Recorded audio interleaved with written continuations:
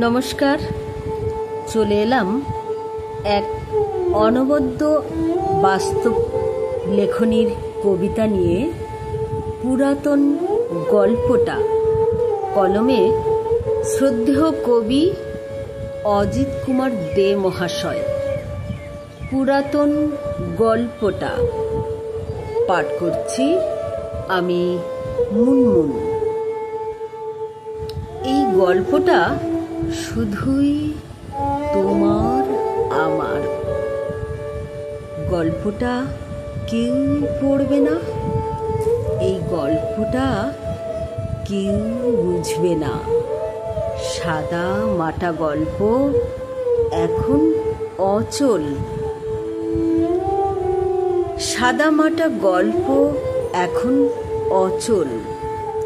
সেই মাঠ ঘাট, সেই পুকুরের পাড়, হারিয়ে যাওয়া সেই কাদা মাখা মেঠো পথ, সরু গলি আলপথ, সারি সারি কুড়ে ঘর।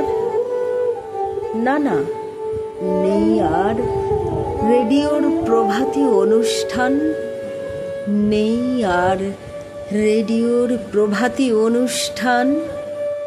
ভোরের পাখি আর গান গাই না, কোকিলের কুহু ডাক এখন শুনি তবে মোবাইলের রিংটোনে।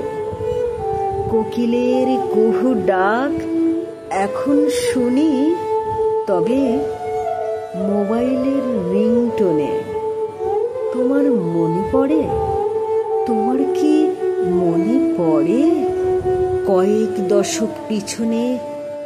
যাও ফিরে, তুমি আমি পড়ন্ত বিকালে কাজলা দিঘির পাড়ে, সেই বকুল গাছের ছায়ায় বসে তোমার হাতে হাত রেখে দেখেছি পশ্চিম দিগন্তে সূর্য অস্তাচলে। মুখে মুখে কোনো কথা নেই, দুজনেই হারিয়ে যেতাম রূপকথার জগতে। তুমি কি ভুলেছ? তুমি কি ভুলেই গেছো আমাদের দুজনের রাত জেগে লুকিয়ে লুকিয়ে প্রেমপত্র লেখার কথা? দুরু দুরু বুকে কাঁপা কাঁপা হাতে চিঠিটা তোমার হাতে দেওয়ার পাগলামিটা। এখন তো প্রেম আসে অতি সহজেই, এখন তো প্রেম আসে অতি সহজেই। মুখে বলতে না পারার যন্ত্রণা নেই, এখন সবই খোলামেলা, কোনো আড়ালি নেই, নেই কোনো গণ্ডি, নেই সীমানা প্রাচীর। আমাদের প্রেম ছিল সকলের অজানা, আমাদের প্রেম ছিল সকলের অজানা। বাজার করার ছলে তোমার সাথে এক পলক দেখা, দুটি চোখ পিপাসায় ক্লান্ত, জড়িয়ে ধরার অদম্য ইচ্ছা। তবুও কেউ কারো হাত ধরতে পারেনি সহজে। আর আজ দেখো, মোবাইলে দিন রাত প্রেমালাপ। ভালোবাসি এই কথাটি বলে দেয় অতি সহজেই, ভালোবাসি এই কথাটি বলে দেয় অতি সহজেই।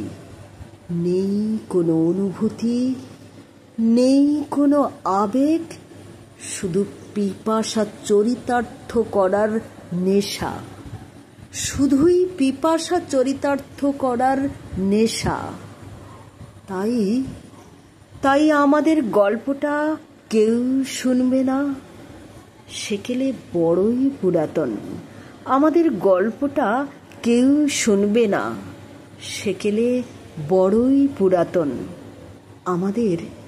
আমাদের অনেকেই মনেই রাখে না, আমাদের অনেকেই মনেই রাখে না।